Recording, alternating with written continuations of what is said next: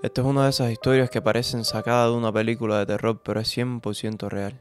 En 1986, en Massachusetts, Frank Bowen, junto a sus dos hijas, Tina de 15 años y Karen de 9 años, estaban de luto por la muerte de su madre, quien había muerto de cáncer hace poco tiempo. Además del dolor emocional, esto también fue un golpe duro económicamente para la familia. Ahora Frank era el único que traía dinero para la casa y tuvo que empezar a trabajar horas más largas y agarrar turnos de noche, dejando en parte a las niñas sufriendo solas en la casa por la pérdida de su madre.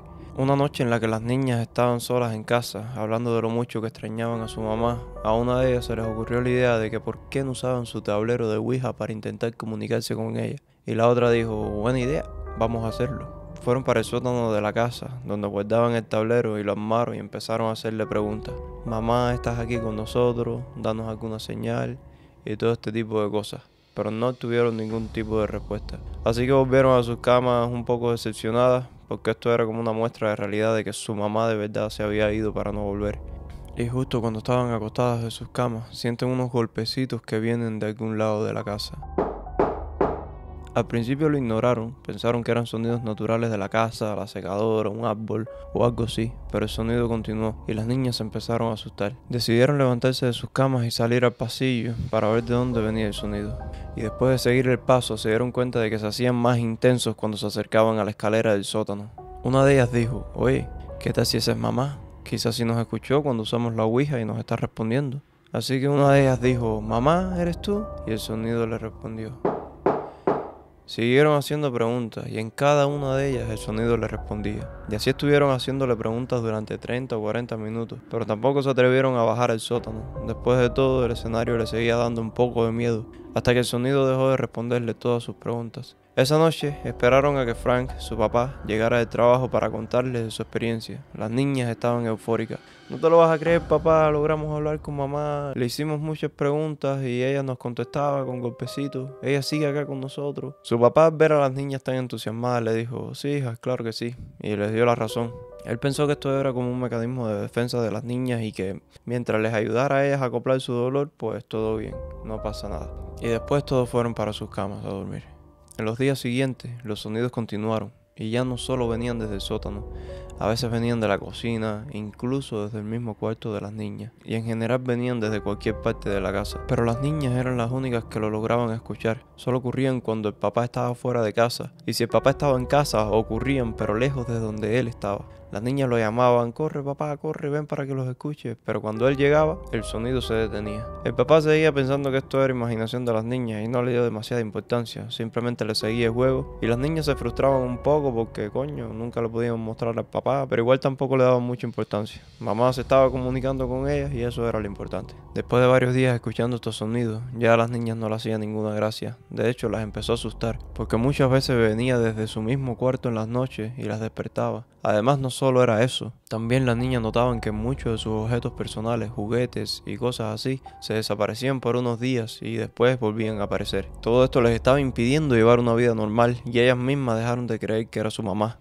En parte pensaban que podría ser algún otro espíritu maligno que ellas habían manifestado cuando usaron la ouija. Ellas se empezaron a quejar con su papá porque ya les daba miedo estos golpes que escuchaban todo el tiempo. Pero ya el papá no le hacía ninguna gracia a todo este lío de los ruidos y les dijo, oye, aquí nada está haciendo ningún ruido, esto es pura imaginación de ustedes, o si no, porque es que yo no los escucho. Tienen que dejarse ya de boberías o voy a tener que llevarlas para terapia para que dejen de inventarse estas cosas. Pero las niñas les discutían que sí habían sonidos, ellas estaban seguras, pero nada.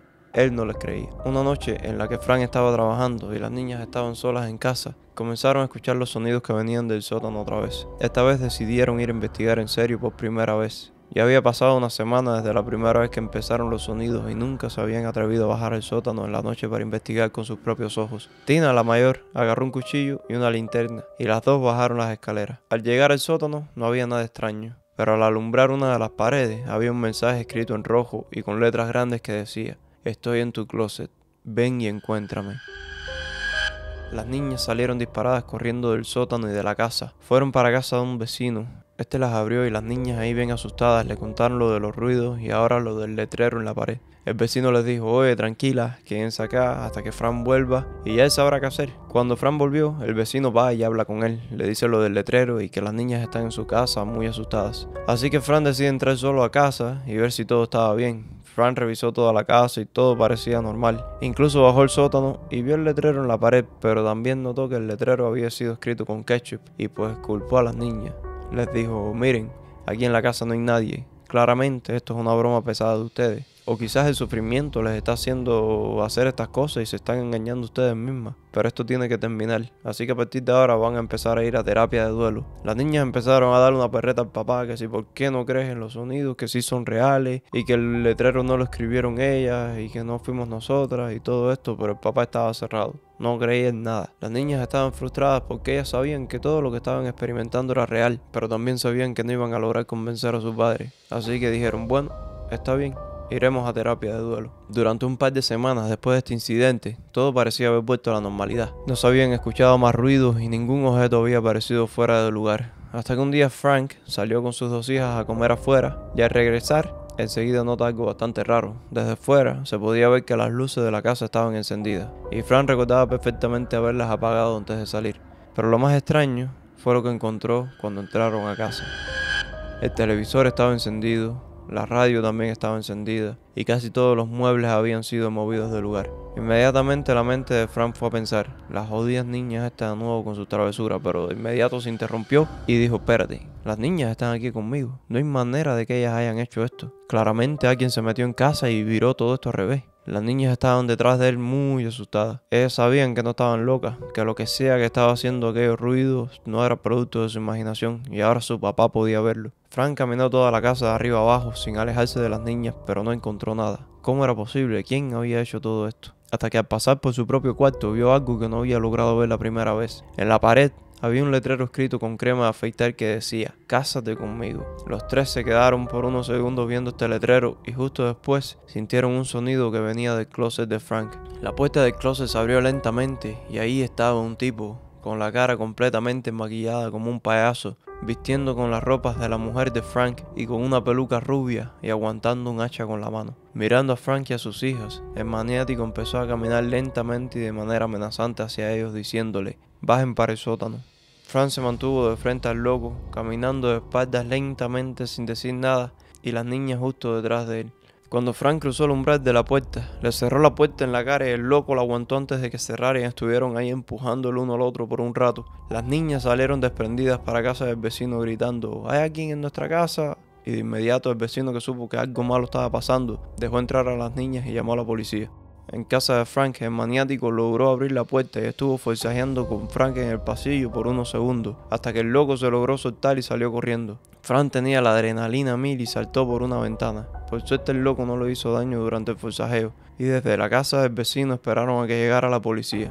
La policía llegó y comenzaron a revisar cada rincón de la casa de arriba abajo, y no encontraron nada. No había rastros del maniático. Al parecer este loco tuvo tiempo de sobra para escapar de la casa. La policía le dijo a Frank que se quedara en casa de algún familiar mientras ellos vigilaban la casa las 24 horas del día en caso de que alguien intentara entrar. Y además le tomaron una descripción del individuo para ver si lo encontraban. Pero tampoco la descripción del tipo fue muy útil. Lo único que identificaron era que era un hombre de más o menos 30 años, pero no sabían si era rubio, de pelo negro o cómo lucía su cara por todo el maquillaje que llevaba. Durante los 3 días que la familia estuvo fuera en casa de un familiar, no recibieron ningún tipo de noticia. Al parecer nadie había intentado entrar a la casa en todo este tiempo, y Frank dijo: bueno, parece que esto va a tomar bastante tiempo resolverse, así que voy a aprovechar, voy a pasar por la casa a buscar alguna ropa y algunas cosas que necesito. Aquella noche los habían evacuado bastante rápido y no tuvieron tiempo para agarrar prácticamente nada.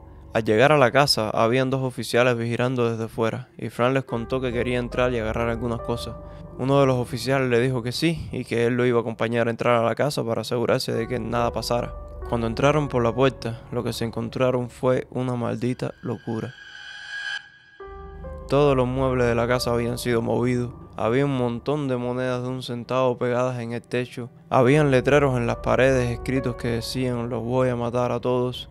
Los platos y los vasos estaban afuera, y en muchas de las fotos familiares que estaban colgando en la pared habían cuchillos enterrados. Frank y el oficial se quedaron mirándose. No era posible que alguien entrara. Además, había nieve afuera, y en la casa no se hallaba ni siquiera una sola huella de nieve. El otro policía llamó por refuerzos y poco tiempo después, un montón de oficiales estaban buscando la casa de arriba abajo una vez más. Si nadie había entrado en todo el tiempo, quizás el maldito loco todavía estaba allá adentro. pero no encontraron nada después de revisar absolutamente cada rincón. Hasta que casi por accidente, uno de los oficiales chocó con la secadora de ropa que estaba en el sótano y notó que en la pared de yeso, detrás de la secadora, había un agujero.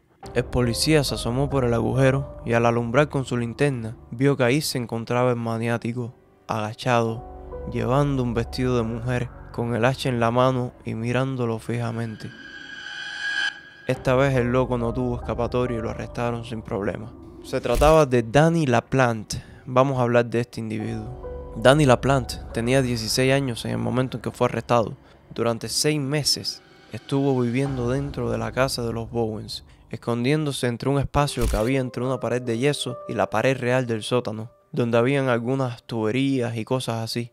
Este espacio le daba acceso a muchas partes de la casa. Cuando las niñas hicieron lo de la ouija, intentando contactarse con su mamá, Danny LaPlante vio esto como una oportunidad y lo aprovechó para hacerse pasar por la mamá de la muchacha dando los golpes en la pared. Pero cuando esto no era suficiente, empezó a salir y a espiar a la familia. Entraba en sus habitaciones, les agarraba sus cosas, hacía ruidos en las noches para perturbarlos y dibujaba esos letreros con ketchup en la pared. Para entender por qué Danny hizo esto, hay que volver alrededor de 7 meses antes de que todo esto sucediera. El muchacho de alguna forma había conseguido el número de teléfono de la casa de los Bowens. Un día los llamó y Tina, la muchacha de 15 años, le contestó. Danny empezó a bajarle muela a la jevita, le dijo que un amigo de la escuela le había dado su número y le empezó a meter mentiras. Le dijo que él era un chamaco rubio, alto, deportista, que era inteligente y así con esa muela la logró convencer de ir a una cita. Cuando la muchacha fue, vio que Danny LaPlante no lucía para nada como ella había descrito.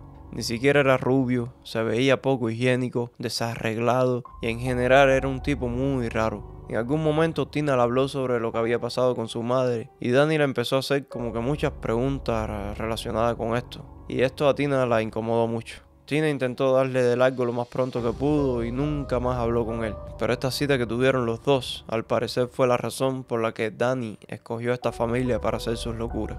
Danny LaPlante era un completo psicópata. Cuando era niño su padre le daba golpes y abusaba sexualmente, así que creció con muchos traumas y sin hábitos higiénicos. En la escuela todos lo veían como un rarito, por lo que desde la misma escuela le asignaron tratamiento con un psiquiatra durante un año, pero el psiquiatra también se lo cingó. Así que ya te puedes imaginar lo roto que estaba este chamaco. Durante su adolescencia, agarró el hábito de meterse a robar en casas ajenas. Y no solo robaba, también le gustaba desorganizar las cosas y moverlas del lugar para confundir a los dueños y hacerlos creer que estaban locos, así como lo hizo con la familia Bowen. 10 meses después de ser arrestado, lo soltaron porque alguien pagó su fianza. Mientras se encontraba en libertad bajo fianza, se volvió a meter en casa de otra familia, la familia Gustafson.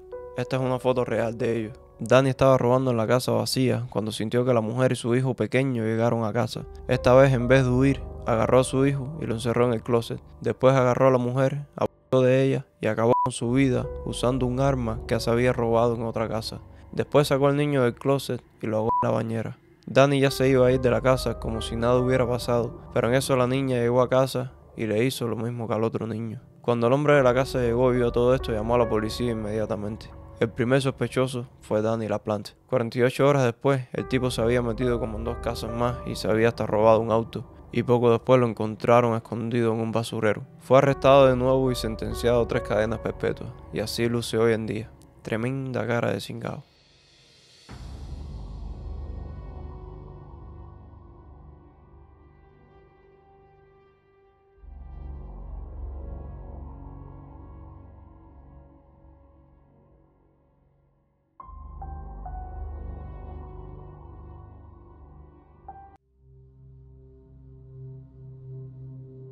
El final de esta historia estaba bastante fuerte y no me quedaron ganas de hacer ningún chiste ni reflexión. Pero sí voy a desahogarme un poco aquí con las cosas en que he estado pensando en estos días. Y este es el 6º video que subo a este canal y no he agarrado views ni pinga en ninguno. He logrado un total de 106 views en 5 videos. ¿Qué pingue es esto, ser? Yo sé que probablemente yo veo mis videos mejor de lo que son en realidad, pero yo sé que son mejores que los de mucha gente. Es de pinga no agarrar ni 50 views después de meterme 20 horas trabajando en un video. Desde encontrar una historia que valga la pena, después escribirla, para después grabarla y editarla, como quiera que sea, es bastante trabajo. Pero para el momento en que tú estés viendo esto, la cosa probablemente será distinta. En ese momento ya la verdad no importa porque ya triunfé. Pero en este momento que estoy diciendo esto, no soy nadie. Pero yo no tengo lío ninguno con eso porque yo soy un duro. Yo soy una rata que se está ahogando.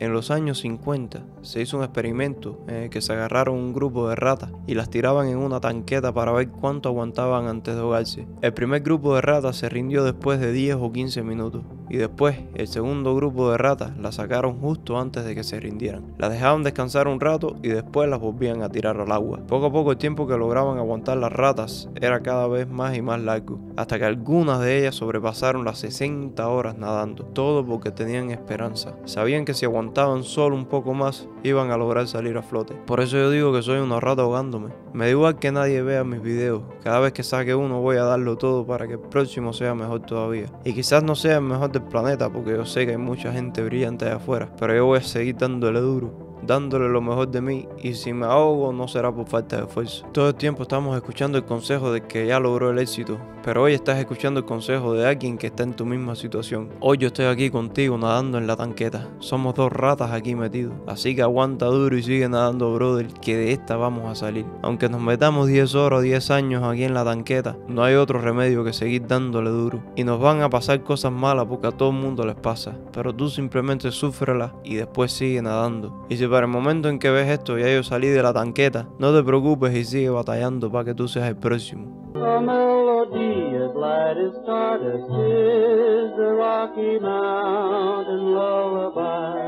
A melody as soft as gentle rain that filters through an April sky. It's sung by birds and trees and flowers to harmonize with heaven's bliss. Only fools try to describe